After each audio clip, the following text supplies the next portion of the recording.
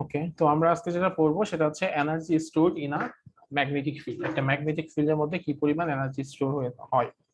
এর আগে আমরা ইলেকট্রিক ফিল্ডের মধ্যে কি পরিমাণ এনার্জি স্টোর হয় সেটা পড়ছি। ইলেকট্রিক ফিল্ড মানে হচ্ছে একটা ক্যাপাসিটরে কি পরিমাণ এনার্জি স্টোর হয় সেটা আমরা দেখছিলাম। তো ক্যাপাসিটরের মধ্যে ইলেকট্রিক ফিল্ড তৈরি হয়, সো ক্যাপাসিটরের এনার্জি আর ইলেকট্রিক ফিল্ডের এনার্জি হচ্ছে সেম কথা। আর এবার যেটা পড়বো সেটা হচ্ছে একটা ম্যাগনেটিক ফিল্ডে কি পরিমাণ এনার্জি স্টোর হয় সেটা আমরা আসলে দেখবো। তো তার জন্য আমাদের একটা সার্কিট ড্র করতে হবে।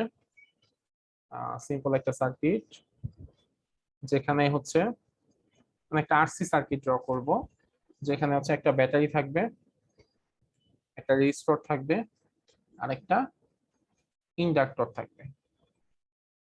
ঠিক আছে, এরকম একটা সার্কিট আমরা আসলে ড্র করব।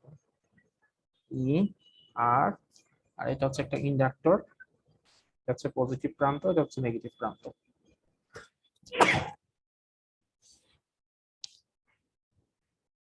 সরি, আচ্ছা, এই দিক দিয়ে আমার কারেন্ট প্রবাহিত হচ্ছে।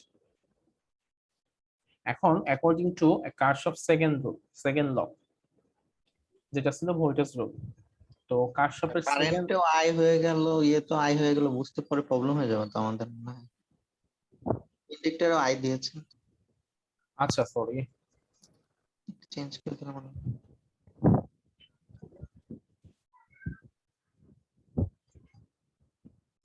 আচ্ছা ইন্ডাক্টর, যেটা আমরা এল দ্বারা প্রকাশ করতেছি,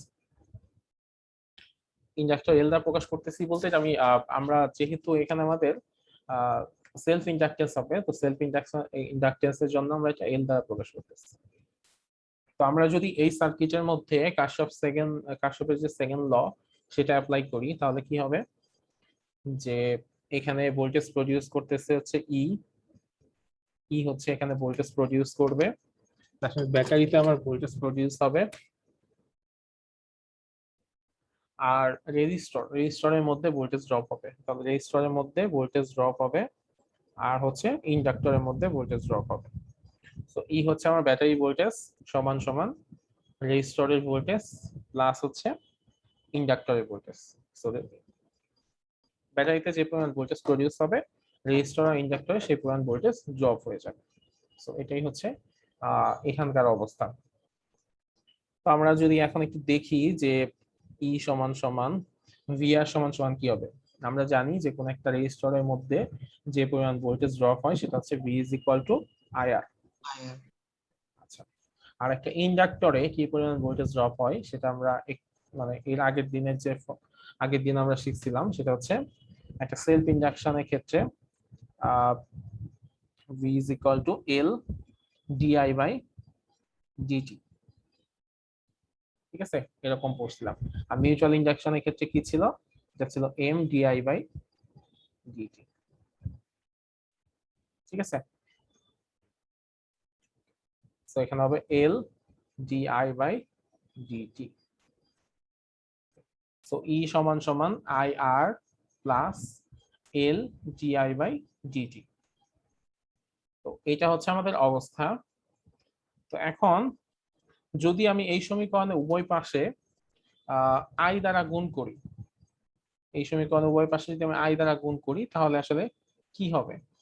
আমি আসলে যেটা করতে চাচ্ছি, এখানে প্রত্যেকটা এনার্জি আছে, তো এনার্জিকে আমি যদি আই দ্বারা গুণ করি তাহলে আসলে কি হয়, তাহলে আসলে পাওয়ার চলে আসে। ঠিক আছে, আমরা জানি power is equal to P is equal to VI, মানে কোনো একটা জায়গার ভোল্টেজকে কারেন্ট দ্বারা যদি গুণ করা হয় তাহলে পাওয়ার পাওয়া যায়। সো এখানে কি আছে, এখানে আহ, যে পাওয়ার সাপ্লাই আছে, আমরা যে ব্যাটারিটা ইউজ করছি সেই ব্যাটারির এখানে কতটুকু ভোল্টেজ আছে সেটা আছে। এখানে হচ্ছে রেজিস্টরের মধ্যে ভোল্টেজ ড্রপ আছে, এখানে ইন্ডাক্টরের মধ্যে ভোল্টেজ ড্রপ আছে। সো আমি যদি আই দ্বারা গুণ করি তাহলে আমি কি পাবো, এখানে পাবো হচ্ছে ব্যাটারির পাওয়ার কত, মানে ব্যাটারির মধ্যে কি পরিমাণ পাওয়ার সাপ্লাই করা হয়েছে, এখানে পাবো হচ্ছে রেজিস্ট্যান্সের মধ্যে কি পরিমাণ ভোল্টেজ ডিসিপেট হচ্ছে, আর এখানে পাবো ইন্ডাক্টরের মধ্যে কি পরিমাণ ভোল্টেজ ডিসিপেট হচ্ছে। ঠিক আছে, এই তিনটা পাবো। সো উভয় পক্ষে আমরা আই দ্বারা গুণ করে দিই, e i i square r plus l I DI by DT. ঠিক আছে।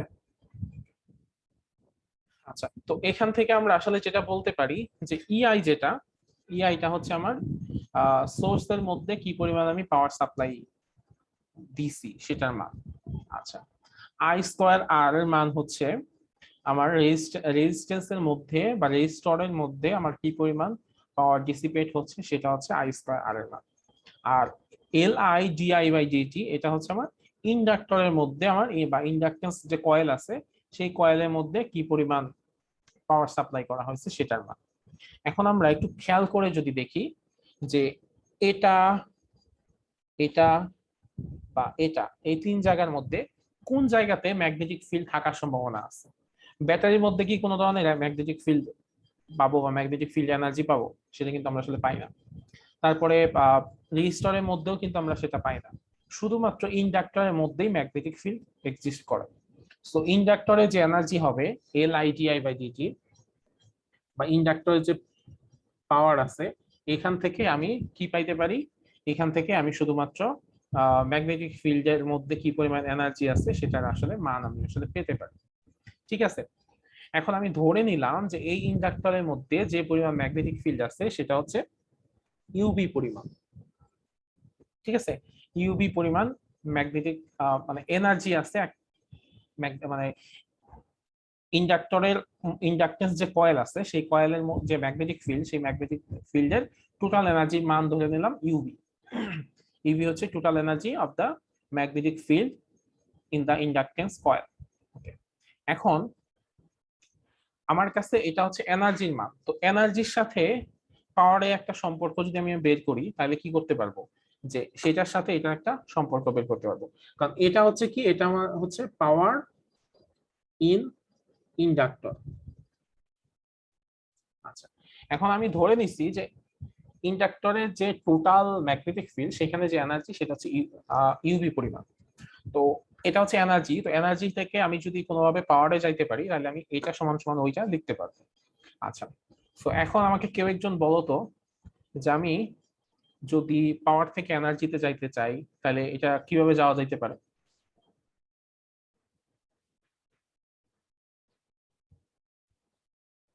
বলতে পারবা কেউ?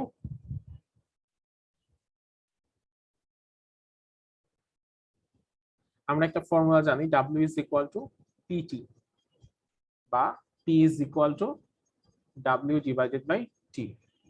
পি হচ্ছে এখানে পাওয়ার, ডাব্লিউ হচ্ছে শক্তি বা কাজ, আর টি হচ্ছে টাইম। ঠিক আছে, তার মানে একটা কাজ যে যত কম সময়ে করতে পারে তার পাওয়ার তত বেশি, সেটা আসলে মিন করে এখান থেকে P is equal to W divided by T. So তার মানে কি, যদি আমরা শক্তিকে বা কাজকে শক্তি শক্তিকে বা কাজকে যদি আমরা টাইম দ্বারা ভাগ করি তাহলে হচ্ছে কি পাই, পাওয়ারের মানটা পেয়ে যায়। শক্তিকে বা কাজকে যদি আমরা টাইম দ্বারা ভাগ করি তাহলে পাওয়ারের মানটা পেয়ে যায়। তাহলে একটা ইন্ডাকটেন্স কয়েলের টোটাল এনার্জি যদি হয় ইউভি, তাহলে সেটাকে যদি আমি টাইম দিয়ে ভাগ করি, টাইমের সাপেক্ষে একবার ডিফারেন্সিয়েশন করি, তাহলে কি পাবো, এটা হচ্ছে একটা ইন্ডাকটেন্স কয়েলের মধ্যে কি পরিমাণ পাওয়ার আছে সেটা আমি পেয়ে যাবো। আর পাওয়ার মানে কি, পাওয়ার মানে হচ্ছে energy per unit time. Okay, তাহলে d u by u b by DT সমান সমান L I DI by d t. Okay, তো দুই পাশ থেকে আমি যদি এখন ডিটি ডিটি কে ক্যান্সেল করে দেই তাহলে হবে ডিইউবি সমান সমান এল আই ডিআই। ঠিক আছে, এবার উভয় পক্ষে যদি আমি ইন্টিগ্রেট করে দেই, এপাশে ইন্টিগ্রেট করলাম এপাশে ইন্টিগ্রেট করলাম, কারেন্টের মান যখন শূন্য এনার্জির মান শূন্য, কারেন্টের মান যখন ম্যাক্সিমাম আই এনার্জির মানও ম্যাক্সিমাম ইউভি। তাহলে যদি ইন্টিগ্রেট করি তাহলে কি হবে, ডি ইউবি কে ইন্টিগ্রেট করলে হবে ইউবি শূন্য থেকে ইউবি, আর এই পাশে এল হচ্ছে কনস্ট্যান্ট, আর আইডিআই আইডিআই কে যদি আমি ইন্টিগ্রেট করি এটা এই সূত্র চলে আসবে x to the power n dx, এই ফর্মুলাতে চলে আসবে। তাহলে এক্স এন প্লাস ওয়ান, নিচে হচ্ছে এন প্লাস ওয়ান, তাহলে কি হবে আই এর উপর একটা পাওয়ার আছে ওয়ান, তাহলে ওয়ান প্লাস ওয়ান নিচে হচ্ছে 1 প্লাস 1, আর লিমিট বসবে 0 থেকে i পর্যন্ত।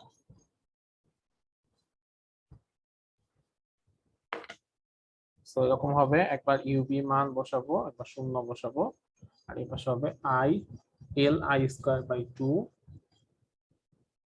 0 থেকে i পর্যন্ত।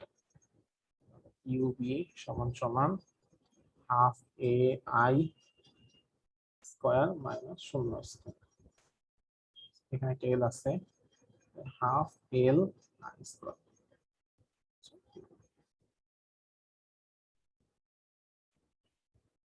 ক্লিয়ার? কারো কোনো কনফিউশন আছে এখানে?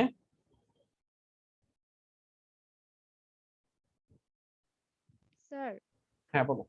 ডান পাশের এল আইটা না আই স্কয়ার আরটা কই গেল?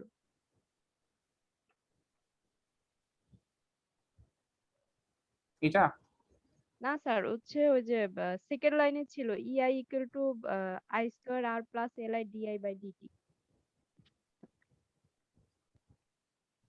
সেকেন্ড লাইনে ছিল,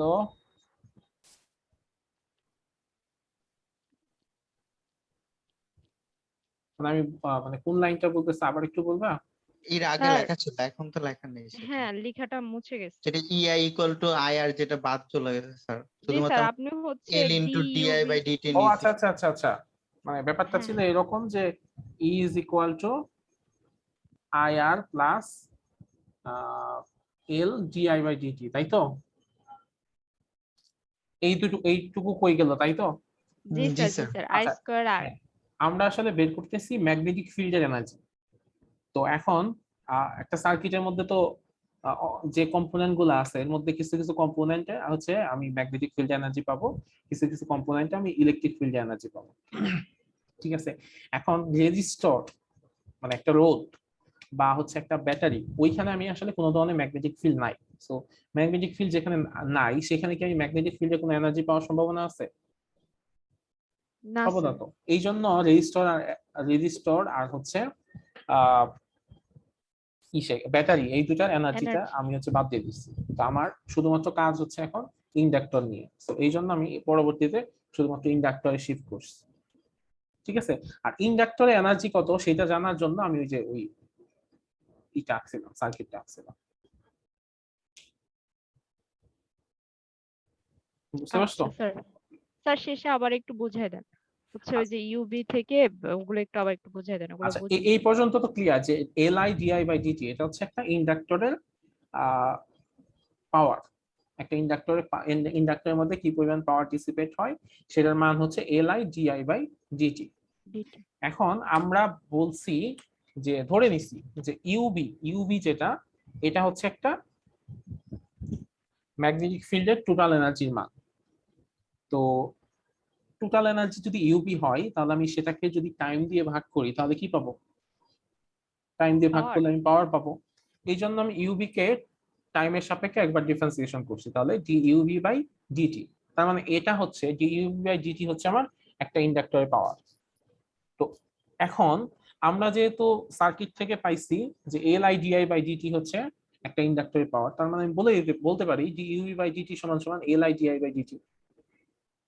ঠিক আছে, জি বলতে পারি তো? জি।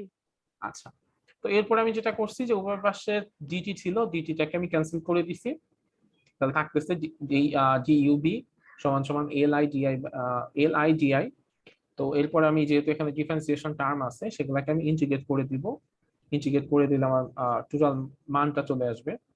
তো এই জন্য দুই পাশে আমি ইন্টিগ্রেট করতেছি, যেটা আমি করতে পারি চাইলেই। আর ইন্টিগ্রেশনে এখানে আমি লিমিট বসাইছি। লিমিটটা কেমন? যখন আমার কারেন্টের মান ছিল 0 তখন এনার্জির মান ছিল 0, যখন কারেন্টের মান সর্বোচ্চ আই তখন এনার্জির মান সর্বোচ্চ ইউবি। তো ডি ইউবি স্বাভাবিকভাবে ডিএক্স কে যদি আমরা ইন্টিগ্রেট করি কি হয়? এক্স হয়। ডি ইউবি কে যদি আমরা ইন্টিগ্রেট করি তাহলে কি হবে? ইউবি। আচ্ছা, upper limit UB, lower limit হচ্ছে 0। আর এই পাশে হচ্ছে আমার কনস্ট্যান্ট, কি কনস্ট্যান্ট হচ্ছে এল, এলটা সামনে চলে আসলো। আর এখানে হচ্ছে আইডিআই, এটা হচ্ছে আমার ভেরিয়েবল। সো আই এর উপর একটা পাওয়ার আছে 1, সো আমরা ফর্মুলাটা যদি ইউজ করি I 1 plus 1, that means I n plus 1 divided by n plus 1, that means 1 plus 1। So আসলো আই স্কয়ার ডিভাইডেড বাই 2, ওই যে আই স্কয়ার ডিভাইডেড বাই 2। তো একবার আমি আয়ের মান বসাবো, একবার শূন্যর মান বসাবো। আই স্কোয়ার আয়ের মান বসাইলে কি হবে, আই স্কোয়ার, আর শূন্যের মান বসাইলে হবে শূন্য। সো ফাইনালি যেটা আসবে ইউবি সমান সমান হাফ এল আই স্কোয়ার।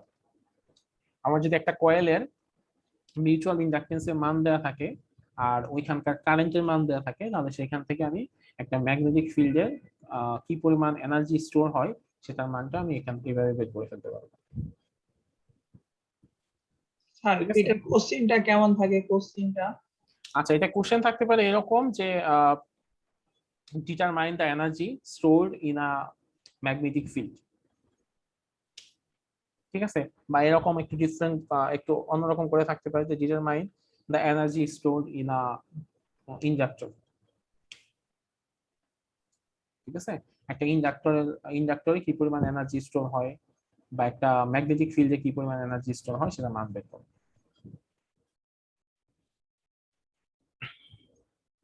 কারো কোনো কনফিউশন?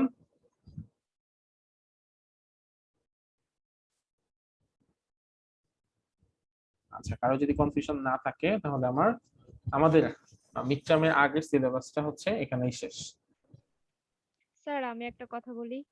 শিওর। স্যার আমাদের হচ্ছে ফুল কোর্সটা আপনি একবার একটু রিভিশন দিয়ে দিবেন, যে আমরা যাতে বুঝতে পারি। মানে হয় না যে একদম প্রথম দিকের গুলো আমরা ভুলে গেছি অলমোস্ট। আচ্ছা ঠিক আছে, আমাদের কাছে টাইমও আছে। ইম্পর্টেন্ট টপিক ছিল আমার। আর ম্যাগনেটিজম পার্টটা একটু ভালো করে রিভিউ করলে মনে হয় একটু ভালো হয়, সংক্ষেপে স্যার। এনার্জি স্টোরে একটা কথা ছিল আমার, একটা কোয়ারি ছিল, সেটা হলো যে শুধুমাত্র এই ম্যাথটুকু পুরোটা করে দিলে হবে নাকি মাঝখানে যে জিনিসগুলো বলেছেন আপনি, যেমন ইন্টিগ্রেশন বোথ দুই সাইডে করা হয়েছে, তারপর দুই সাইডে আই দিয়ে মাল্টিপ্লিকেশন করা হয়েছে, হ্যাঁ, বা এই কথাগুলো একটু বলে দিতে হয়। হ্যাঁ, এই কথাগুলো যদি না বলে দাও তাহলে এই জিনিসটা আসলে মানে হয়তো তুমিও জানো বা যে টিচার খাতা দেখবে সেও জানে, কিন্তু জিনিসগুলো আসলে লিখে দিতে হয় যে আমি এখানে কি করছি, ঠিক আছে? তাহলে স্যার এক জায়গায় একটা জিনিস আমাকে একটু ক্লিয়ার মানে বলে দিলে ভালো হয়। সেটা হলো যে আমি যদি ওই সাইড থেকে দুইটাকে বাদ দিয়ে শুধু ওইটাকে নিলাম, ওই জায়গায় কি লিখবো? আচ্ছা, তোমাকে তোমার সুবিধার্থে যেখানে দেয়া আছে, হ্যাঁ, তোমার কোন জায়গায় কি লিখতে হবে সবই দেয়া মানে আছে। এটা পুরোপুরি লিখতে হবে, মানে মাঝখানে এটা বড় লেখা, তো এটা যদি ছোট আচ্ছা, ভাবে বড় লেখাটা তাহলে আসলে মনে থাকতো। বড় লেখাটা কঠিন কিছু না। বড় লেখাটা আসলে কি বলতেছে, বড় লেখাটা বলতেছে যে এপসাইলন ইআই, ইআই মানে হচ্ছে সোর্সের পাওয়ার, আই স্কোয়ার আর এটা হচ্ছে রেজিস্ট্যান্সের পাওয়ার ডিসিপেশন, আর L I DI by DT এটা হচ্ছে ইন্ডাক্টরের পাওয়ার ডিসিপেশন। স্যার এখানে ইটা এমন এর নাম কি অন্য কিছু হবে না, ই বলতে হবে? আচ্ছা, তুমি এটাকে ই লিখো, সমস্যা নাই। ই তারপর হচ্ছে এখানে যে চিহ্নটা দিচ্ছে একই কথা, যেটাই লিখো কোনো সমস্যা নেই, ঠিক আছে? সো লেখাগুলো তোমরা একটু মানে পড়ার চেষ্টা করবা, মানে কি বলার চেষ্টা করছে সেটা বুঝে পরে নিজের মতো করে লিখবা, সমস্যা নেই। মানে এখানে যা আছে হুবহু সেটা লিখতে হবে এটা নেসেসারি না। এখানে যেটা আছে যে এখানে যে কথাটা লিখছে সেই কথাটাই পরবর্তীতে তুমি নিজের মতো করে লিখো। জি স্যার। স্যার আরেকটা বিষয়, কপি করার বিষয়ে আমি একটা কথা শুনছিলাম যে আমাদের যে ম্যাটেরিয়ালস গুলো দেওয়া হয় এগুলো থেকে হুবহু যদি কপি হয় সেক্ষেত্রে কি মার্ক কাটা হয়? না, এখানে একটা কথা হচ্ছে যে মানে আমরা তো এটাকে ফলো করতেছি, কাজে আমরা যে যদি না দেখেও লেখি এটা এরকমই তো আসবে ডিসক্রিপশন গুলা। না, এখানে আমি তোমাকে বলি জিনিসটা আসলে বা কোন পার্সপেক্টিভে আসলে বলা হয়, সেটা হচ্ছে যে তোমাদের মিড টার্মের কোশ্চেন বা ফাইনাল, ঠিক আছে, মিড টার্মের কোশ্চেন বা ফাইনালে বা অ্যাসাইনমেন্টে যেগুলো দেয়া হয়, এই কপি করার ব্যাপারটা কিন্তু আসলে অ্যাসাইনমেন্টের ক্ষেত্রে প্রযোজ্য। তো অ্যাসাইনমেন্টে তোমাদের আসলে এমন কোশ্চেনই দেয়া হবে, সেই কোশ্চেনগুলো ডিরেক্টলি তোমরা আসলে এই লেকচার ম্যাটেরিয়ালসে পাবা না। জিনিসটা হবে এরকম যে তুমি যদি ব্যাপারটা বুঝো তাহলে লেকচার ম্যাটেরিয়ালসের সাহায্য নিয়ে তুমি সেটা লিখতে পারবে, ঠিক আছে? তো কপির ব্যাপারটা বলা হয় যে যদি তুমি, মানে তুমি না, যদি তোমাদের মানে একাধিক স্টুডেন্টের একই লেখা হয় সেটা হচ্ছে কপি, ঠিক আছে? বা আরেকটা ব্যাপার আসলে অনেক সময় বলে যে নেট থেকে বা কোথাও থেকে ডিরেক্ট কপি করা যাবে না। এখন এই জিনিসটা আমরা আসলে চেক করতে পারি চাইলে, কিন্তু মানে এই লেভেলে আসলে অতটুকু চেক মানে কোনো টিচার করে কিনা আমার জানা নাই, ঠিক আছে? তো সেটার কথা আমি না বলে আমি তোমাদেরকে আমার কোর্সের জন্য আমি এটুকু বলে দিই যে তোমাদের 2 জন স্টুডেন্ট বা 5 জন স্টুডেন্টের সেম লেখা যেন না হয়।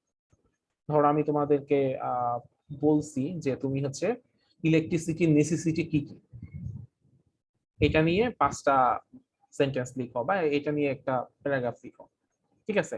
তো এখন 5 জনের লেখা যদি একই হয় তাহলে কি আমি কি মনে করব যে তোমরা আসলে মানে যে হয়তো যে কোনো একজনে লিখছে, বাকি জন হচ্ছে কপি করছে।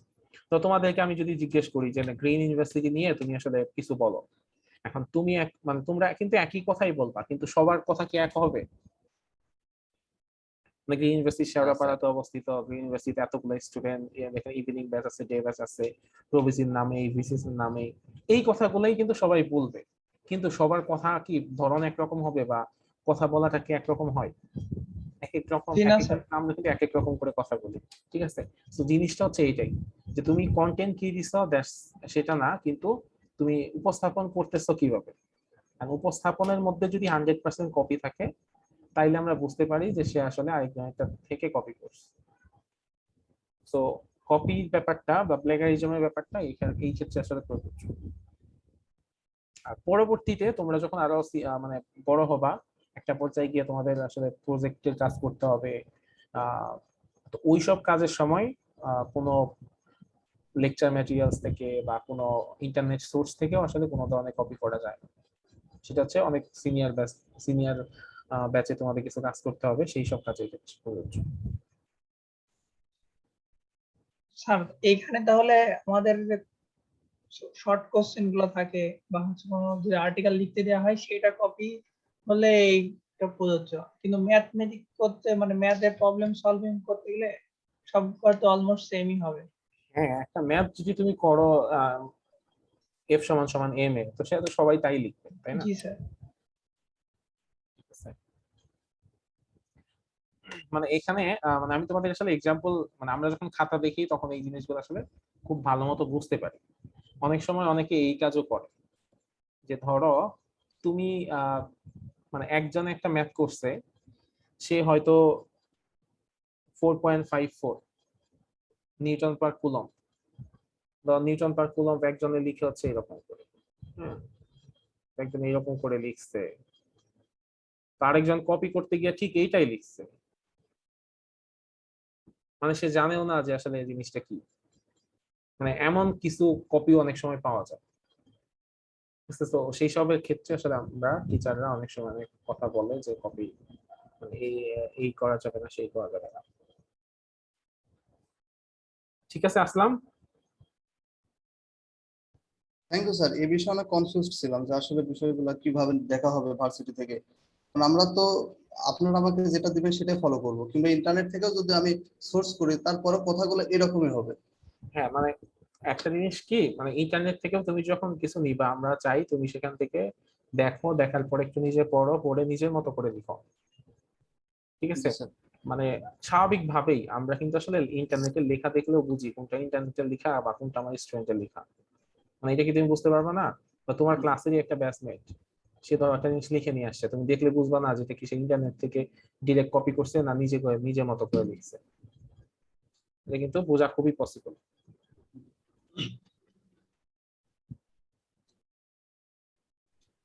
আচ্ছা, ঠিক আছে। ঠিক তো আছে। আমি একটু সামারি করি, সেটা হচ্ছে আমরা আসলে কি পড়ছি। আমরা ইলেকট্রিসিটি, ম্যাগনেটিজম, এই দুইটা পার্ট পড়ছি।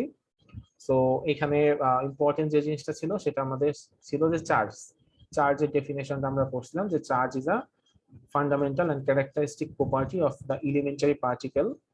যে এলিমেন্টারি পার্টিকেল কি করে, মেক্স আপ ম্যাটার তৈরি করে। সো চার্জ হচ্ছে মেইনলি দুই ধরনের, ইলেকট্রন আর মানে পজিটিভ আর নেগেটিভ দুই ধরনের চার্জ থাকে। তো এই চার্জ গুলো নর্মালি ক্যারি করে কারা, ইলেকট্রন আর প্রোটন। ইলেকট্রনের চার্জ হচ্ছে নেগেটিভ আর প্রোটনের চার্জ হচ্ছে পজিটিভ। তো পজিটিভ চার্জ পরস্পরকে বিকর্ষণ করে বা নেগেটিভ চার্জ পরস্পরকে বিকর্ষণ করে, কিন্তু একটা পজিটিভ চার্জ আর একটা নেগেটিভ চার্জকে আকর্ষণ করে। চার্জের ইউনিট হচ্ছে কুলম্ব। তারপর আমরা পড়ছিলাম যে চার্জে কোয়ান্টাইজেশন অফ চার্জ, যদি আমরা একটা বডিকে আরেকটা বডি দ্বারা রাব করি, ঘষি, তাহলে এক বস্তু থেকে আরেক বস্তুর মধ্যে চার্জের ট্রান্সফার হয়। তো এই যে একটা অবজেক্ট থেকে আরেকটা অবজেক্টে চার্জ চলে যাচ্ছে, এই জিনিসটা একটা রুলস মেনে চলে, যে সেটা হচ্ছে কেমন, যে একটা অবজেক্ট থেকে আরেকটা অবজেক্টে যে পরিমাণ চার্জ যাচ্ছে সেটাকে যদি আমরা কিউ ধরি, Q is equal to n e, মানে এন ই পরিমাণ চার্জ যায়। মানে সেটা হচ্ছে ইলেকট্রনের চার্জের গুণিতক আকারে চাই, ঠিক আছে। এবং এন এর মান হচ্ছে 0 +-1 +-2 +-3। দ্যাট মিন্স চার্জ কোনোভাবে ফ্র্যাকশনালি কোনো চার্জ একটা অবজেক্ট থেকে আরেকটা অবজেক্টে যাইতে পারে না। ইলেকট্রনের চার্জের যে মান সেই চার্জের পূর্ণ সংখ্যার গুণিতক আকারে চার্জ হচ্ছে একটা অবজেক্ট থেকে আরেকটা অবজেক্টে ট্রান্সফার হয়। দ্যাট মিন্স চার্জের কোনো ফ্র্যাকশন হতে পারে না, ঠিক আছে। তো এটাকেই বলে কোয়ান্টাইজেশন অফ চার্জ। তো এরপরে আমরা এই চার্জ নিয়ে একটা ল পড়ছিলাম, সেটা হচ্ছে কুলম্বস ল। সেখানে বলা হয়েছিল যে দুইটা পয়েন্ট চার্জের মধ্যে একটা ইন্টারেকশন তৈরি হয় এবং সেই ইন্টারেকশনের কারণে সেখানে একটা ইলেকট্রোস্ট্যাটিক ফোর্স তৈরি হয় এবং সেই ইলেকট্রোস্ট্যাটিক ফোর্সের যে মান সেটা হচ্ছে ওই দুইটা পয়েন্ট চার্জের গুণফলের সমানুপাতিক এবং দুইটা পয়েন্ট চার্জের মধ্যবর্তী যে দূরত্ব সেই দূরত্বের ব্যস্তানুপাতিক। হ্যাঁ বলো। এই যে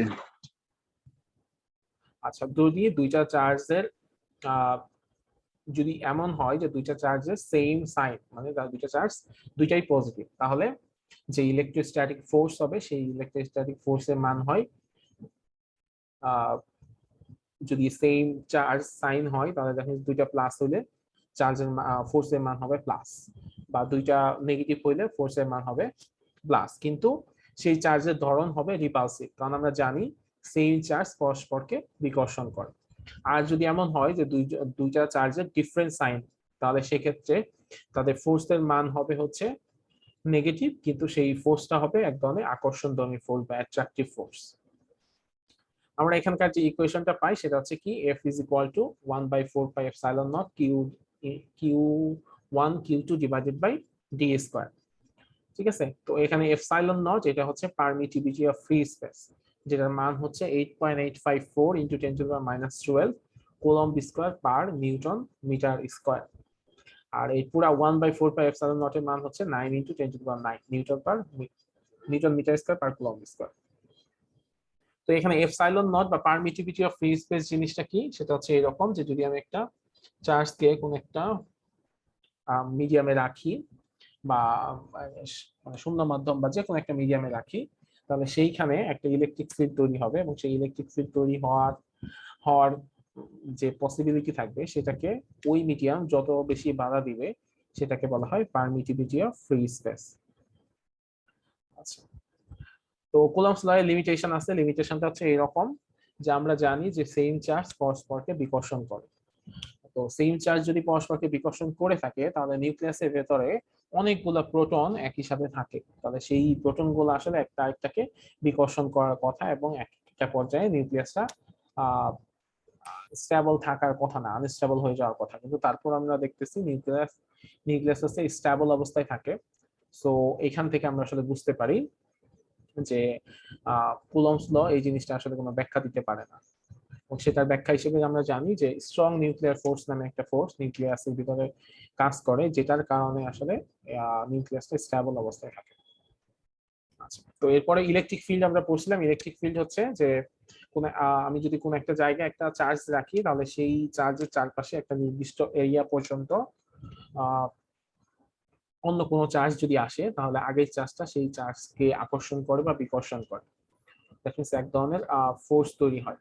তো এই যে নির্দিষ্ট এরিয়া পর্যন্ত একটা প্রভাব কাজ করে বা একটা ইনফ্লুয়েন্স থাকে, এই এরিয়াটাকেই বলা হয় ওই চার্জের জন্য ইলেকট্রিক ফিল্ড। ইলেকট্রিক ফিল্ড দুই ভাবে জেনারেট হতে পারে, ইলেকট্রিক্যালি চার্জ পার্টিকেল দ্বারা বা টাইম ভ্যারিং ম্যাগনেটিক ফিল্ড দ্বারা তৈরি হতে পারে। পজিটিভ চার্জ থেকে এবং ইলেকট্রিক ফিল্ড তৈরি হওয়ার কারণ কি, সেখানে ইলেকট্রিক ফিল্ডস অফ লাইন তৈরি হয়। এই electric fields of line positive charge থেকে বের হয় এবং নেগেটিভ চার্জে প্রবেশ করে। আর এক একটা চার্জের জন্য এক এক ধরনের ইলেকট্রিক ফিল্ড তৈরি হয়। তো যে চার্জের ক্ষেত্রে যে ক্ষেত্রে মানে ইলেকট্রিক ফোর্সের মান বেশি হয়, দ্যাট মিন্স আমি যদি ইনফিনিটি থেকে একটা চার্জকে একটা মিডিয়ামের মধ্যে নিয়ে আসি তাহলে কি হয়, সেখানে এক ধরনের ফোর্স তৈরি হয়। তো যে চার্জের ক্ষেত্রে এই ফোর্সের মান যত বেশি হবে সেই চার্জে ইলেকট্রিক ফিল্ড স্ট্রেংথ বা ইলেকট্রিক ফিল্ড ইন্টেন্সিটি তত বেশি। যে চার্জের ক্ষেত্রে ফোর্সের মান বেশি সেই চার্জের ক্ষেত্রে ইলেকট্রিক ফিল্ড স্ট্রেংথের মান বেশি। ইলেকট্রিক ফিল্ড স্ট্রেংথকে ই দ্বারা প্রকাশ করা হয়, E = F/Q0, যার একক হচ্ছে নিউটন পার কুলম্ব। এরপর পড়ছি ইলেকট্রিক ফ্লাক্স। ইলেকট্রিক ফ্লাক্স হচ্ছে কি? ইলেকট্রিক ফ্লাক্স হচ্ছে rate of flow of electric field through a given area. একটা নির্দিষ্ট এরিয়ার মধ্যে আমার কতটুকু ইলেকট্রিক ফিল্ড ফ্লো করতেছে সেটা হচ্ছে ইলেকট্রিক ফ্লাক্সের মান। দ্যাট মিন্স ওই এরিয়ার মধ্য দিয়ে আমার কতগুলা তড়িৎ বলরেখা ইলেকট্রিক ফিল্ড লাইন পাস করে গেল, সেটা হচ্ছে ইলেকট্রিক ফ্লাক্সের সমানুপাতিক। এটাকে আমরা ফাই ই দ্বারা প্রকাশ করি। ফাই ই সমান সমান ই ডট এস বা ইএস কস থিটা। এখানে ই হচ্ছে ইলেকট্রিক ফিল্ড, এস হচ্ছে আমার এরিয়া, আর কস থিটা হচ্ছে ইলেকট্রিক ফিল্ড আর এরিয়ার মধ্যবর্তী অ্যাঙ্গেল কতটুকু। তো আমরা দেখছিলাম যে কোন একটা নির্দিষ্ট ক্লোজ সারফেসে কি পরিমাণ ইলেকট্রিক ফিল্ড আছে সেটা বের করার জন্য একটা ফর্মুলা আছে। সেই ফর্মুলার নাম হচ্ছে গাউস ল। গাউস ল কি? গাউস ল হচ্ছে এরকম যে Gauss law states that the flux of the electric field E through any closed surface is equal to the 1 by epsilon naught times the total charge enclosed by the surface. কোন একটা সারফেসের মধ্যে কি পরিমাণ electric ফ্লাক্সের আছে সেটা আমি বের করব কিভাবে? ওই টোটাল ক্লোজ সারফেসে আমার কতটুকু চার্জ আছে সেই চার্জকে আমি যদি পারমিটিভিটি দ্বারা ভাগ করি, মানে ক্লোজ সারফেসে টোটাল চার্জকে পারমিটিভিটি দ্বারা ভাগ করলে যা পাওয়া যায় সেটাই হচ্ছে ওই সারফেসে ইলেকট্রিক ফ্লাক্সের মান। সো ফাই ই সমান সমান কিউ ডিভাইডেড বাই ই, মানে ক্লোজ সারফেসে টোটাল চার্জকে পারমিটিভিটি দ্বারা ভাগ করলে ইলেকট্রিক ফ্লাক্সের মান চলে আসে।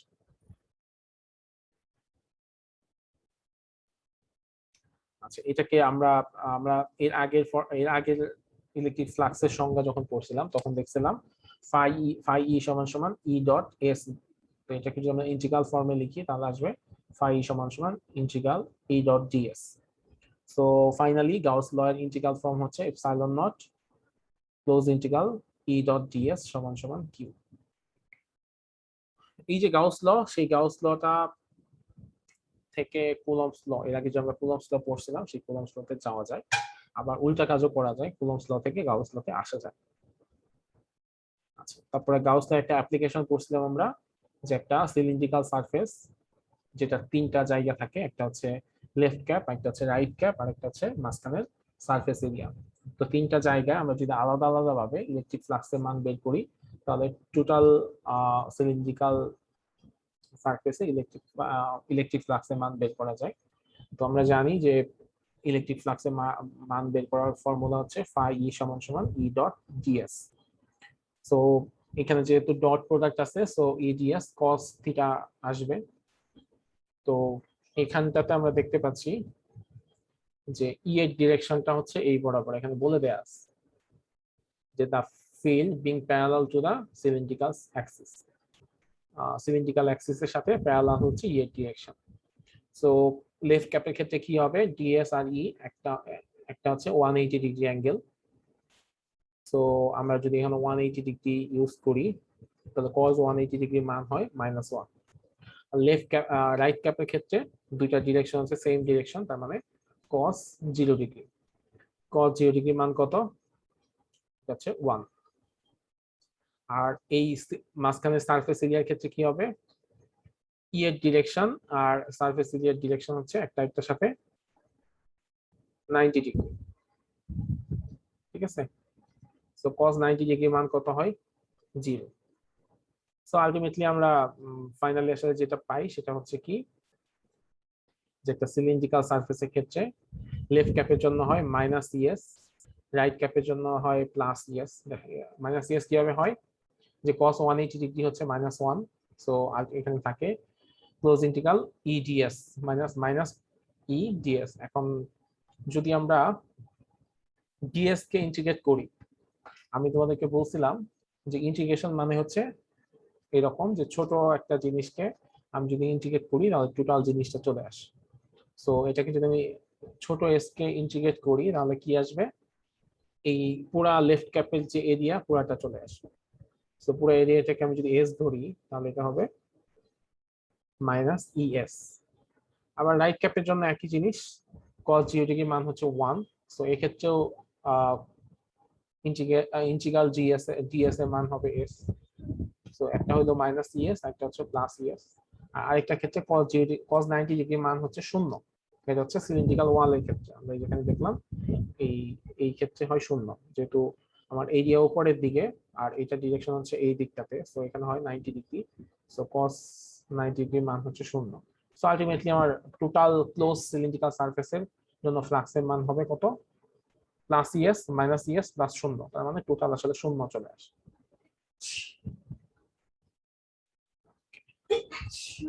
এরপর আমরা পড়ছিলাম ইলেকট্রিক পটেনশিয়াল। ইলেকট্রিক পটেনশিয়াল ছিল এরকম যে ইনফাইনাইট থেকে আমরা যদি একটা চার্জকে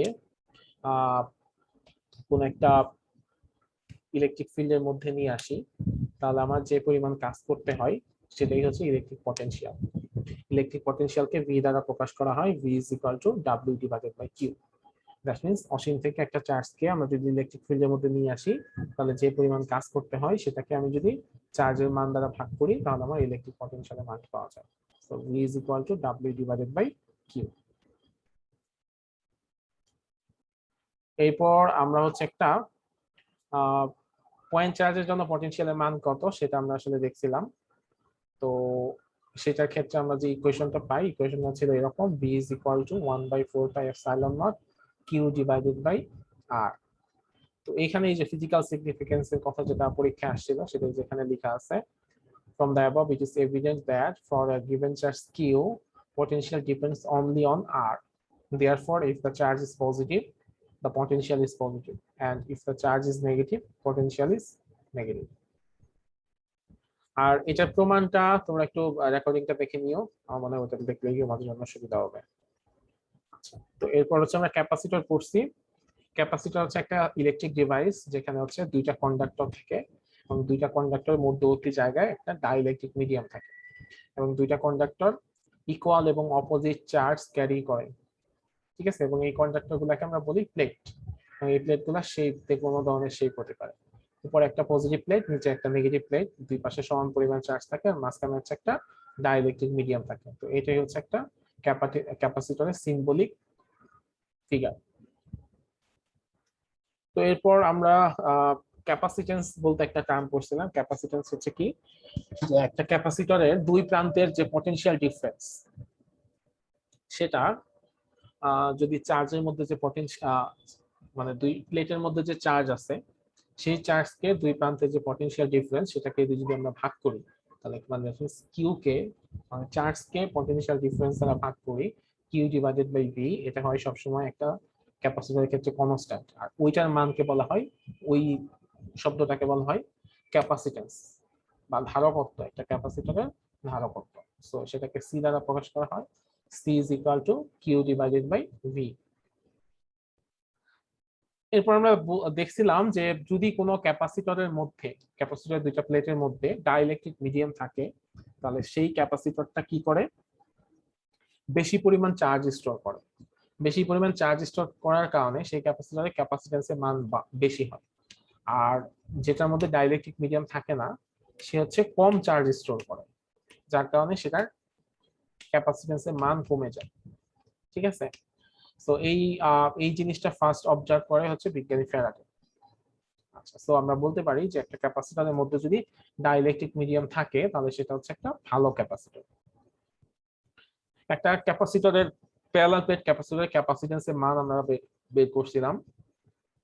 এটা বের করার জন্য আমাদের দুইটা জিনিস বের করতে হয়, সেটা হচ্ছে কি, যে কিউ এর মান বের করতে হয় আর ভি এর মান বের করতে হয়। ফার্স্টে হচ্ছে কিউ এর মান বের করতে হয়, গাউস ল অ্যাপ্লাই করে কিউ এর মান বের করতে হয়। তারপর হচ্ছে পটেনশিয়ালের মান বের করতে হয় দুইটা প্লেটের মধ্যবর্তী জায়গায়। এটা কেমন, এই যে দুইটা প্লেট আছে, এখন এই দুইটা প্লেটের মধ্যে আমি যদি গাউস ল অ্যাপ্লাই করি তাহলে কি হবে, এখানে একটা গাউসিয়ান সারফেস তৈরি হয়েছে, সেখানে যদি আমি গাউস ল অ্যাপ্লাই করি, তাহলে আমরা জানি গাউস ল কি, গাউস ল হচ্ছে epsilon not integration E dot ds সমান সমান কিউ, এটা হচ্ছে গাউস ল। এখন এখানে কি আছে, ই আর ডিএস, একটু যদি আমরা খেয়াল করে দেখি, ই হচ্ছে এই প্লেট থেকে এই প্লেটের দিকে, উপরে একটা প্লেট থেকে নিচের প্লেটের দিকে ই এর ডিরেকশন, আর ডিএস হচ্ছে এরিয়া। তো এরিয়ার ডিরেকশনটাও হচ্ছে, আমি বলছিলাম এরিয়ার ডিরেকশন সবসময় হচ্ছে আউটওয়ার্ড, দ্যাট মিন্স এই প্লেট থেকে এই প্লেটের দিকে ডিরেকশন, তার মানে দুইটাই হচ্ছে প্যারালাল। সো প্যারালাল যদি হয় তাহলে কি হবে, cos 0 degree, so cos 0 degree যদি হয় cos 0 ডিগ্রি মান কত বলো কেউ একজন 1 স্যার 1 আচ্ছা সো cos 0 ডিগ্রি মান 1 তো আলটিমেটলি থাকবে কি বলে e dot ds cos 0 degree মান হচ্ছে 1 সো এপসাইলন নট e হচ্ছে কনস্ট্যান্ট সো সেই সামনে চলে আসবে সো এখানে থাকতেছে যে ইন্টিগ্রাল ds ঠিক আছে ইন্টিগ্রাল ds তো ইন্টিগ্রাল ds এর মান কত সেটা আমাদের আসলে বের করতে হবে এখন খেয়াল করো যে একটা প্লেট আমরা এখানে আগেই আসলে বলে দেই যে আমরা যে ক্যাপাসিটর প্যারালাল প্লেট ক্যাপাসিটর নিয়েছি সেই প্যারালাল প্লেট ক্যাপাসিটর দুইটা কন্ডাক্টিং প্লেট আছে যে প্লেটগুলোর এরিয়া হচ্ছে a এবং তাদের মধ্যবর্তী ডিসটেন্স হচ্ছে d তাহলে আমরা এখানে যেটা পাচ্ছি যে একটা মানে দুইটা প্লেটের এরিয়া কত তো আমরা তো আগে বলেই দিছি যে একটা প্লেটের এরিয়া হচ্ছে a সো আমি যদি কোন একটা প্লেটের ক্ষুদ্র অংশ ds কে ইন্টিগ্রেট করি তাহলে টোটাল প্লেটের এরিয়াটা পেয়ে যাব সো টোটাল প্লেটের এরিয়া হচ্ছে আমার a সো আমি যেটা পাচ্ছি এপসাইলন নট ea সমান সমান হচ্ছে q যেখানে a হচ্ছে is the area of the Gaussian surface আচ্ছা আর পটেনশিয়ালটা যদি আমি বের করতে চাই পটেনশিয়াল v তো আমরা জানি যে ইলেকট্রিক পটেনশিয়াল সমান সমান electric field strength into distance so electric potential v is equal to close integral e dot dl আগের মতোই দেখতে হবে যে dl আর e এই দুইটার মধ্যবর্তী অ্যাঙ্গেল কত এটা যদি আমরা দেখার চেষ্টা করি e এর ডিরেকশন হচ্ছে এই প্লেট থেকে ওই প্লেটের দিকে আর একটা প্লেট থেকে আরেক dl হচ্ছে কি এই প্লেট থেকে ওই প্লেটের মধ্যবর্তী ক্ষুদ্র একটা ডিসটেন্স ঠিক আছে একটা প্লেট থেকে আরেকটা প্লেটের মধ্যবর্তী ডিসটেন্স তো স্বাভাবিকভাবে ডিসটেন্সের ডিরেকশন কি হবে এই প্লেট থেকে ওই প্লেটের দিকে সো এখানেও একই কথা যে e এর ডিরেকশন আর dl এর ডিরেকশন এই দুটো হচ্ছে একই ডিরেকশন দ্যাট মিন্স e আর dl একটা আরেকটার সাথে প্যারালাল সো প্যারালাল যদি হয় তাহলে cos 0 ডিগ্রি মান হচ্ছে 1 so v is equal to e close integral dl আচ্ছা তো dl কে যদি আমরা ইন্টিগ্রেশন করি কি হবে আমি আগেই বলে দিছি যে একটা প্লেট থেকে আরেকটা প্লেটের মধ্যবর্তী ডিসটেন্স কি হবে সেটা হচ্ছে d dl হচ্ছে উপরে প্লেট থেকে নিচের প্লেট মানে পজিটিভ প্লেট থেকে নেগেটিভ প্লেট এর মধ্যবর্তী একটা ক্ষুদ্র ডিসটেন্স তাহলে ইন্টিগ্রেশন করলে কি হবে টোটাল ডিসটেন্সটা বের হয়ে আসবে সো টোটাল ডিসটেন্সের মান হচ্ছে আগে বলে দেওয়া আছে d so v is equal to ed তো এখন আমি q এর মান আর v এর মান একটা সাথে যদি আমি ভাগ করি তাহলে আমি কি পাবো ক্যাপাসিট্যান্সের মান পাবো সো q এর মান আমরা পাইছি এপসাইলন নট ea আর v এর মান পাইছি ed সো e কাটা দিলে থাকে c is equal to a epsilon naught divided by d that means একটা প্যারালাল প্লেট ক্যাপাসিটরের ক্যাপাসিট্যান্স ডিপেন্ড করে তিনটা জিনিসের উপর এর উপর মানে হচ্ছে এরিয়ার উপর এপসাইলন নট এর উপর দ্যাট মিন্স পারমিটিভিটির উপর আর d এর উপর d এর মানে হচ্ছে একটা প্লেট থেকে আরেকটা প্লেটের মধ্যবর্তী ডিসটেন্সের উপর ওকে তো এরপরে এখানে আমরা আসলে একটা ভিডিও দেখছিলাম যে দুইটা মানে একটা ক্যাপাসিটরের চার্জিং এবং ডিসচার্জিং প্রসেসটা আসলে দেখতে কেমন তো এরপরে হচ্ছে একটা ক্যাপাসিটরের মধ্যে কি পরিমাণ এনার্জি স্টোর করা যায় সেটা আমরা দেখছিলাম সেক্ষেত্রে আমরা যেটা বের করি সেটা হচ্ছে যে একটা প্লেট থেকে আরেকটা প্লেটে যদি আমরা ডিকিউ পরিমাণ চার্জ ট্রান্সফার করি তাহলে সেখানে কি পরিমাণ কাজ হয় সেটার মান বের করি সো ডিকিউ পরিমাণ চার্জ ট্রান্সফারে আমাদের যে কাজ হয় সেটা হচ্ছে টিডব্লিউ পরিমাণ ডিডব্লিউ সমান সমান ভিডিকিউ আচ্ছা সো আমরা জানি যে একটা কাজ আর এনার্জি হচ্ছে সেম কথা সো ডিডব্লিউ যে ডিডব্লিউ আর ডিইউ মানে যেটা এনার্জি সেটা হচ্ছে সেম সো ডিইউ সমান সমান ভিডিকিউ তো এরপরে আমরা হচ্ছে এইটাকে জাস্ট ইন্টিগ্রেশন করে ইউ এর মানটা বের করে নিয়ে আসি ইন্টিগ্রেশনটা আমার বিশ্বাস তোমরা পারবা এরপর আমরা ওহমস ল পড়ছিলাম ওহমস ল এটা খুবই ফান্ডামেন্টাল জিনিস যে কোন একটা কন্ডাক্টরের দুইটা এন্ডে যে পটেনশিয়াল ডিফারেন্স এটা varies directly as the current flowing in it that means দুইটা কন্ডাক্টরের পটেনশিয়াল ডিফারেন্স যত বেশি হবে ওই কন্ডাক্টর দিয়ে কারেন্ট ফ্লো এর পরিমাণ তত বেশি হবে এবং এখানে শর্তটা কি শর্তটা হচ্ছে যে অবশ্যই ওই সময়টাতে টেম্পারেচার ফিক্স থাকতে হবে টেম্পারেচারে কোনো পরিবর্তন হওয়া যাবে না এবং কন্ডাক্টরের ফিজিক্যাল স্টেটটাও সেম থাকতে হবে দ্যাট মিন্স দৈর্ঘ্য প্রস্থ এগুলো সেম থাকতে হবে তো এখান থেকে আমরা আসলে আলটিমেটলি যে ইকুয়েশনটা পাই সেটা হচ্ছে V is equal to IR। That means একটা রেজিস্টরের মধ্যে পটেনশিয়াল ড্রপের যে মান সেটা আমরা পাই V is equal to IR। এরপরে দেখছিলাম হচ্ছে কারশফ ল। কারশফের দুইটা ল দেখছিলাম, একটা হচ্ছে ফার্স্ট ল যেটা হচ্ছে কারশফ কারেন্ট ল, যে কোন একটা জাংশন বা নোডের মধ্যে যে পরিমাণ কারেন্ট প্রবেশ করে ঠিক সেম পরিমাণ কারেন্ট সেখান থেকে বের হয়ে যায়। দ্যাট মিন্স কোন একটা জাংশন বা নোডের মধ্যে টোটাল কারেন্টের সাম হচ্ছে 0। এটা একটা পড়ছিলাম। আরেকটা হচ্ছে কি কারশফ ভোল্টেজ ল। কারশফ ভোল্টেজ ল কি ছিল, যে একটা ক্লোজ সার্কিটের মধ্যে যে পরিমাণ পটেনশিয়াল তৈরি হয় সেই পরিমাণ পটেনশিয়াল সেখানে ড্রপ হয়ে যায়। ঠিক আছে, দ্যাট মিন্স একটা ক্লোজ সার্কিটের মধ্যে পটেনশিয়াল ডিফারেন্সের মান হচ্ছে 0। তো এটাকে আরেকভাবে বলা যায় যে কোন একটা ক্লোজ সার্কিটের মধ্যে রেজিস্ট্যান্স এবং কারেন্টের মানের যে গুণফল, যতগুলা রেজিস্ট্যান্স আছে সবগুলাকে যদি আমি যোগ করি, সাম করি, তাহলে সেটা ইকুয়াল টু হবে কার সমান, টোটাল ইএমএফ এর সমান।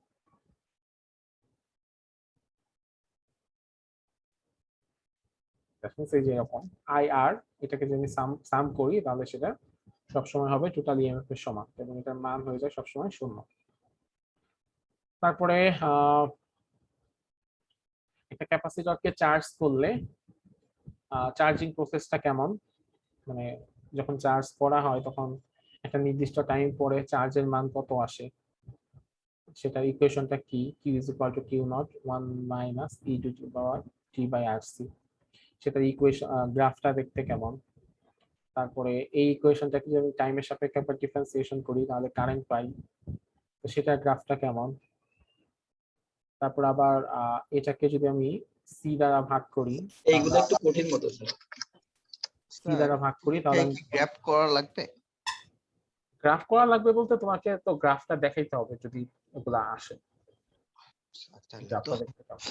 স্যার এক্সামে আসলে কি এগুলা গ্রাফ পেপারে করতে হবে স্যার? না না, গ্রাফ পেপারে করতে হবে না, এটা নরমাল পেপারে জাস্ট গ্রাফের শেপটা কেমন সেটা দেখিয়ে দিতে হবে। ঠিক আছে, জাস্ট সিম্পলি এরকম, মানে এখানে যখন বক্স করা আছে বক্সও করতে হবে না, তুমি বলে দিবা যে এইদিকে হচ্ছে টাইম, এদিকে হচ্ছে টাইম, এইদিকে ধরো হচ্ছে কারেন্ট। ঠিক আছে, বলে দিলাম, বলে দেওয়ার পরে গ্রাফটা ড্র করে দিলাম যে এরকম একটা গ্রাফ। ঠিক আছে, এটার মান কত সেটা বলে দিলাম যে এপসাইলন নট, এটার মান হচ্ছে এটা। ঠিক আছে, এরকম করে বলে দিলাম, এইটুকুই যথেষ্ট। জি। ওকে, তো একই ভাবে আচ্ছা এখানে একটা জিনিস পড়ছিলাম সেটা হচ্ছে time constant, capacitive time constant. মানে হচ্ছে কি, যে ক্যাপাসিটিভ টাইম কনস্ট্যান্ট হচ্ছে এটা হচ্ছে টাইমে একটা ডাইমেনশন, যে আরসি সার্কিটে রেজিস্টর আর ক্যাপাসিটরকে যদি গুণ করা হয় তাহলে সেখানে একটা টাইম চলে আসে। হ্যাঁ, রেজিস্টর হচ্ছে V divided by I R capacitor হচ্ছে Q divided by V, V V কাটা গেলে কিউ ডিভাইডেড বাই আই হয় সমান সমান টি এ চলে আসে। সো এটা বলা হয় এরকম যে একটা ক্যাপাসিটরকে যখন চার্জ করা হয়, ওটা যখন 63% চার্জ হয় তখন তার যে মান সেটাই হচ্ছে টাইম কনস্ট্যান্ট। ঠিক আছে, time constant of circuit is defined as the time taken by a condenser to reach 60% of its final charge। Final charging যখন 60% হয় ওই সময় যাইতে যে পরিমাণ সময় লাগে সেটাই হচ্ছে টাইম কনস্ট্যান্ট। তারপর একইভাবে ডিসচার্জিং প্রসেসটা আমরা আসলে দেখছিলাম, ডিসচার্জিং প্রসেসের ক্ষেত্রে চার্জের মান কত সেটা আমরা বের করছিলাম। তো এইগুলা তোমরা একটু দেখো। এরপর হচ্ছে ম্যাগনেটিক ফিল্ড। ম্যাগনেটিক ফিল্ডের ক্ষেত্রে কি পড়ছিলাম, যে কোনো একটা ম্যাগনেট যদি কোনো জায়গায় থাকে তার চারপাশে একটা নির্দিষ্ট এরিয়া পর্যন্ত কি তৈরি হয়, একটা জায়গা তৈরি হয় যেখানে অন্য কোনো ম্যাগনেট নিয়ে আসলে সেই ম্যাগনেটটা আগের ম্যাগনেটকে আকর্ষণ বা বিকর্ষণ করে। বা একইভাবে একটা কারেন্ট ক্যারিং কন্ডাক্টরের চারপাশে একটা নির্দিষ্ট অঞ্চল পর্যন্ত একটা ক্ষেত্র বা বলয় তৈরি হয় যেখানে অন্য কোনো ম্যাগনেট বা অন্য কোনো চার্জ নিয়ে আসলে সেখানে এক ধরনের ইফেক্ট তৈরি হয়। তো এইটাকেই বলা হয় ম্যাগনেটিক ফিল্ড। ম্যাগনেটিক ফিল্ডের ইউনিট হচ্ছে টেসলা। ঠিক আছে, আচ্ছা ওকে। তো এখানে আসলে ম্যাগনেটিক পুল তৈরি হয়, ম্যাগনেটিক ফিল্ড লাইন তৈরি হয়। এই ফিল্ড লাইনগুলো হচ্ছে নর্থ পোল গুলো, নর্থ পোল থেকে তৈরি হয় আর সাউথ পোলে এসে প্রবেশ করে। এবং একটা ম্যাগনেটের ক্ষেত্রে কি থাকে, দুইটা পোল থাকে, একটা সাউথ পোল থাকে, একটা নর্থ পোল থাকে। এবং ম্যাগনেটটাকে যদি তুমি ই করো, ঝুলায় দাও, তাহলে সেটা সবসময় সাউথ এবং নর্থ বরাবর থাকবে। কেন? কারণ পৃথিবী একটা শক্তিশালী চুম্বক, এবং ভূচুম্বকের এই পাশটা হচ্ছে সাউথ পোল আর এই পাশটা হচ্ছে নর্থ পোল। তো যার কারণে একটা ম্যাগনেট সবসময় নর্থ সাউথ বরাবর থাকে, সেটা কোনোভাবেই তুমি সেটাকে অন্যদিকে ঘুরিয়ে রাখতে পারবে না। এটা কি জন্য হয়? কারণ এটা হচ্ছে ভূচুম্বকের এই পাশটা হচ্ছে সাউথ পোল আর এই পাশটা হচ্ছে নর্থ পোল। তো এই ম্যাগনেটটাকে, আচ্ছা বলো তো, এই ম্যাগনেটটাকে আমি যদি ভাঙি মাঝখান বরাবর, তাহলে কি নর্থ পোল আর সাউথ পোল আলাদা হয়ে যাবে? জি স্যার, আলাদা হয়ে যাবে। নতুন করে না না স্যার, স্যার, না স্যার, হবে না, আবার আবার নর্থ নতুন পোল করে তৈরি তৈরি হবে, হবে। সাউথ পোল হবে। হ্যাঁ, তখন আবার কি হবে? তখন ওইখানে আবার নর্থ পোল আর সাউথ পোল তৈরি হবে, দেখো তখন দুইটা ম্যাগনেট তৈরি হবে। ঠিক আছে? এবং এই ম্যাগনেটিক পোল হচ্ছে সেই পয়েন্ট, যে পয়েন্ট গুলা থেকে ম্যাগনেটিক ফিল্ড লাইন তৈরি হয় এবং যেখানে এসে ম্যাগনেটিক ফিল্ড লাইন গুলা শেষ হয়। এবং এই পয়েন্ট গুলার মধ্যেই ম্যাগনেটিক ফিল্ড গুলা কাজ করে। ঠিক আছে? একটা ম্যাগনেটিক বা ম্যাগনেটের শক্তিগুলা এই পয়েন্ট গুলাতেই কাজ করে। আর ম্যাগনেটের আসলে দুই ধরনের লেন্থ হয়, একটাকে বলা হয় জিওমেট্রিক লেন্থ। জিওমেট্রিক লেন্থ কেমন? যে একটা ম্যাগনেটকে যদি তুমি নর্মাল স্কেল দিয়ে মাপো, তাহলে ম্যাগনেটের যে দৈর্ঘ্য পাওয়া যাবে সেটা হচ্ছে ম্যাগনেটের জিওমেট্রিক লেন্থ। আরেকটা লেন্থ আছে ম্যাগনেটের, সেটা হচ্ছে বলা হয় ম্যাগনেটিক লেন্থ। ম্যাগনেটিক লেন্থটা কি? এই ম্যাগনেটের দুই প্রান্তে যে ম্যাগনেটিক পোল আছে, সেই ম্যাগনেটিক পোলের মধ্যবর্তী যে দূরত্ব, সেটা হচ্ছে ম্যাগনেটিক লেন্থ। এখন আমাকে বলো তো, ম্যাগনেটিক লেন্থ বড় হবে না জিওমেট্রিক লেন্থ বড় হবে? জিওমেট্রিক লেন্থ বড় হবে। জিওমেট্রিক লেন্থ বড় এবং ম্যাগনেটিক লেন্থ হচ্ছে ছোট। স্যার জিওমেট্রিক লেন্থ আরেকবার বলেন স্যার, ওটা কি? জিওমেট্রিক লেন্থ হচ্ছে তুমি যদি তোমার হাতে যে স্কেল আছে, বাসায় যে স্কেল থাকে, সেই স্কেল দিয়ে আমি যদি একটা ম্যাগনেটে এই মাথা থেকে ওই মাথা পর্যন্ত মাপি, তাহলে আমার যে লেন্থটা আসবে সেটা হচ্ছে জিওমেট্রিক লেন্থ। আর ম্যাগনেটিক লেন্থ এটা হচ্ছে আমরা স্কেল দিয়ে মাপতে পারবো না, সেটা হচ্ছে এরকম যে একটা ম্যাগনেটের দুই প্রান্তে যে পয়েন্টে ম্যাগনেটিক পোল আছে, সেই পোলের মধ্যবর্তী দূরত্ব হচ্ছে ম্যাগনেটিক লেন্থ। এবং নর্মালি যেটা হয় যে একটা মোস্ট প্রবাবলি এরকম যে ম্যাগনেটিক লেন্থ হচ্ছে জিওমেট্রিক লেন্থের ধরো 80%। তোমার একটা ম্যাগনেট যদি 10 মিটারে হয়, তাহলে সেটা যে ম্যাগনেট মানে একটা ম্যাগনেটের জিওমেট্রিক লেন্থ যদি হচ্ছে 10 মিটার হয়, তাহলে ওটার magnetic length most probably 8 metre বা এরকম।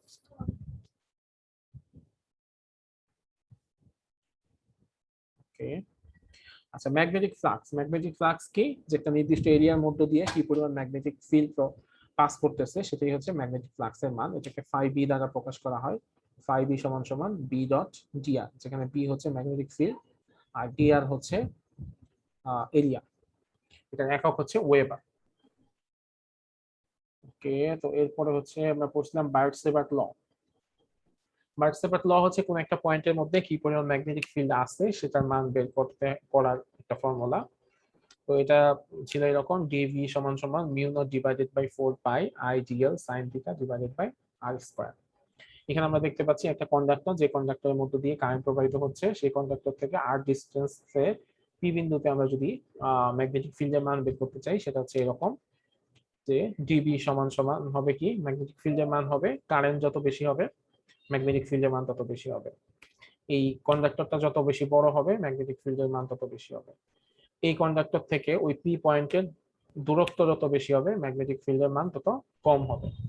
আরেকটা জিনিস, সেটা হচ্ছে এই আর আর ডিএল, এই দুইটা মধ্যবর্তী অ্যাঙ্গেলের সাইন থিটার সাথে ম্যাগনেটিক ফিল্ডের মানের একটা সম্পর্ক আছে। মানে থিটার মান যত বেশি হবে ম্যাগনেটিক ফিল্ডের মান তত বেশি হবে। তো ফাইনালি যে ফর্মুলা আসে সেটা হচ্ছে ডিভি সমান সমান mu naught by 4 pi I dl sine theta divided by R square. এখানে মিউ নট হচ্ছে কি? মিউ নট হচ্ছে পারমিয়াবিলিটি বা প্রবেশকতা। এটাকে বলা হয় কি, যে কোন একটা মিডিয়ামে, কোন একটা মিডিয়ামে বা শূন্য মিডিয়ামের মধ্যে আমি যদি ম্যাগনেটকে রাখি, তাহলে সেখানে ম্যাগনেটিক ফিল্ড তৈরি হয়। তো ম্যাগনেটিক ফিল্ড তৈরি হইতে ওই মিডিয়ামটা যতটুকু অ্যালাউ করে এই ম্যাগনেটিক ফিল্ড তৈরি হওয়াটাকে, সেটা হচ্ছে পারমিয়াবিলিটি বা প্রবেশকতা। স্যার এই যে ইলেকট্রিক আর এই ম্যাগনেটিক সেমই তো, শুধু জাস্ট এগুলো চেঞ্জ, মানে সিম্বল গুলো চেঞ্জ। হ্যাঁ, সিম্বল গুলো চেঞ্জ, মানও চেঞ্জ। ঠিক আছে, ইলেকট্রিকের ক্ষেত্রে তোমার যে মান, ম্যাগনেটিক ফিল্ডের ক্ষেত্রে মানটা দেখো ডিফারেন্ট।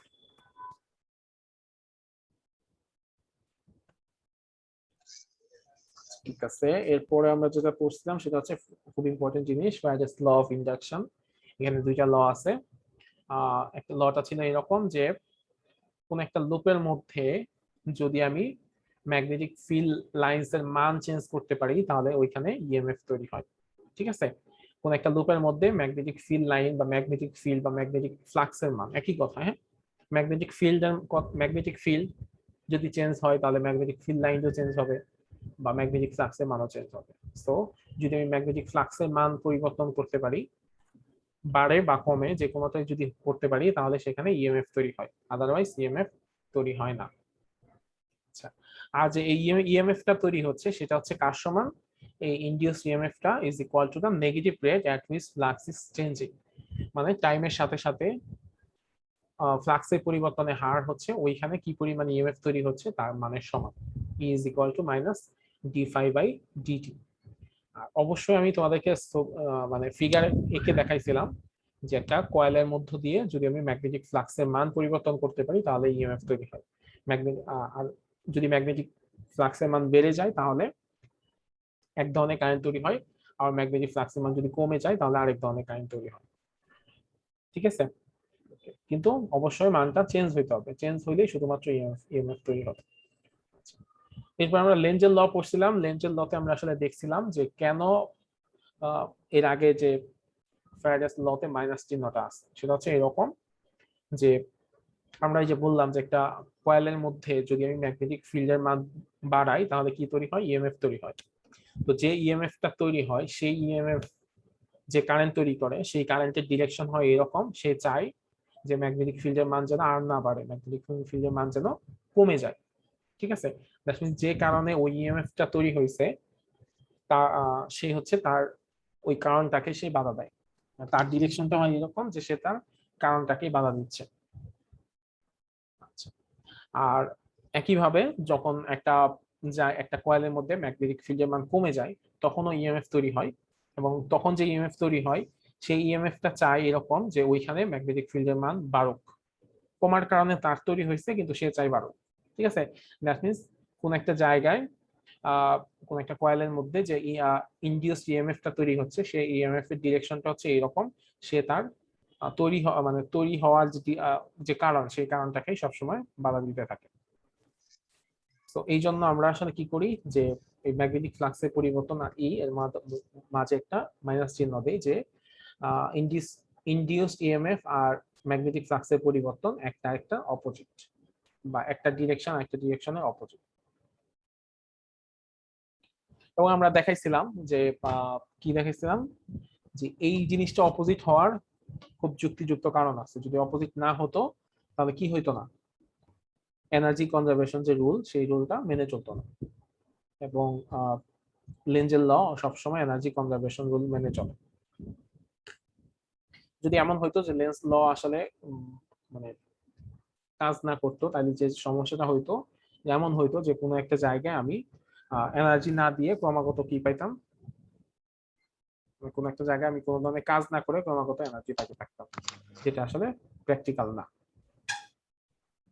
আচ্ছা, তো এরপরে যেটা পড়ছিলাম সেটা হচ্ছে ইলেকট্রোম্যাগনেটিক ইন্ডাকশন।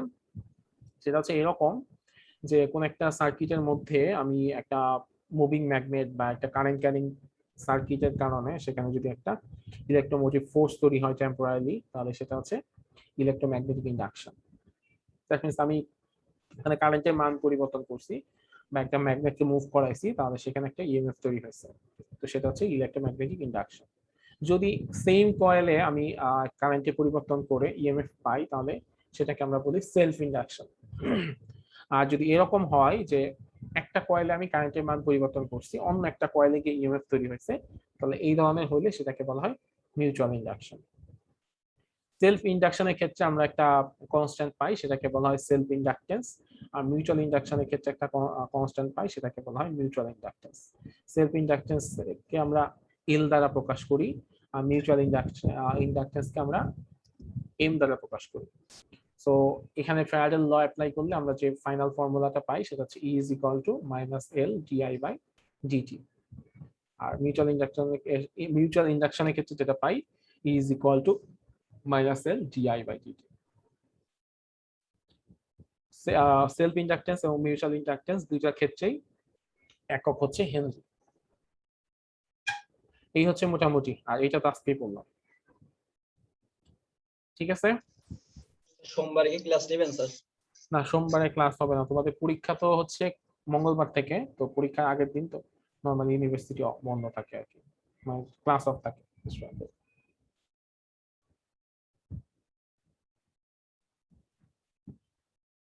ঠিক আছে, আমি একটু পানি খেয়ে আসি, তারপর আমি তোমাদের একটা দুটা ম্যাথ দেখাই, তারপরে হচ্ছে আমরা ছেড়ে দেব। হ্যাঁ, এখন তোমরা বলো তোমাদের আর কোনো কিছু আছে?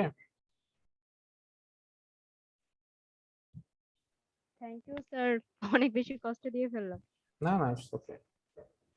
Thank you আজকের so ক্লাসটা খুব তথ্যবহুল ছিল স্যার, অনেক, এটা আমাদের অনেক উপকার ছিল। হ্যাঁ, শেষের দিকে একটা দুটা ম্যাথ তোমাদের আমি দেখাইছি কিনা মনে নাই। আচ্ছা, শেষের দিকে কয়েকটা বাকি আছে। আচ্ছা, এই যে এই ম্যাথটা কি করাইছিলাম মিউচুয়াল ইন্ডাকটেন্সের ক্ষেত্রে, এই দুইটা ম্যাথ করাইছিলাম, সেলফ ইন্ডাকটেন্স আর মিউচুয়াল ইন্ডাকটেন্স। আচ্ছা আমি আরেকবার বলি, সেলফ ইন্ডাকটেন্স ক্ষেত্রে E is equal to L di/dt, এটা হচ্ছে ফর্মুলা, একটু আগেই দেখলাম। সো এখানে যদি বলা থাকে যে calculate the average value of self induced EMF in a coil of 0.5 Henry, মানে L এর মান হচ্ছে 0.5, বলছে when the current flowing through it is increased from 0.1 to 2.1, মানে 0.1 থেকে 2.1 পর্যন্ত ইনক্রিজ হয়েছে কারেন্টের মান। সো ডিআই হচ্ছে কত, 2.1 মাইনাস 0.1 মানে হচ্ছে 2 অ্যাম্পিয়ার, আর ডিটি হচ্ছে কত, 50 মিলিসেকেন্ড। সো এখানে এল এর মান 0.5 বসাও, ডিআই এর মান বসাও, আর ডিটি এর মান বসাও, তাইলে অ্যান্সার চলে আসবে। আর সেম একই ভাবে যদি মিউচুয়াল ইন্ডাকটেন্সে কোনো ম্যাথ আসে, জিনিসটা হবে এরকম, the coefficient of mutual inductance between two coils is 8 millihenry, দেয়া আছে। What EMF is induced in the second coil, second coil এ কি পরিমাণ EMF induced হবে if the current is changing at the rate of 4 kiloampere per second in the first coil, first coil এ যদি 4 kiloampere per second এই রেটে কারেন্টের মান change হয়, তাহলে সেকেন্ড কয়েলে কি পরিমাণ ইনডিউসড EMF হবে। ঠিক আছে, সো এখানে di/dt কত, 4 কিলোঅ্যাম্পিয়ার পার সেকেন্ড, তার মানে এখানে দ্যাট মিন্স 1 সেকেন্ডে 4 কিলোঅ্যাম্পিয়ার কারেন্টের পরিবর্তন হয়। সো কিলোঅ্যাম্পিয়ার মানে কি 1000 দিয়ে গুণ করতে হবে, মানে 4000 ampere per second. So 4000 ampere per second, আর এম এর মান হচ্ছে 8 মিলি হেনরি, এটা গুণ করলে এখানে কিসের মানটা চলে আসবে, ইএমএফ এর মানটা চলে আসবে, এটা 32। তো এই দুই টাইপের ম্যাথ করলেই হবে, বাকিগুলা অত বেশি দরকার নাই। স্যার এক্সামে এই সেম ম্যাথ গুলাই থাকবে, ভ্যালু চেঞ্জ করে দিবেন এমন? হ্যাঁ, কিছুটা এরকম।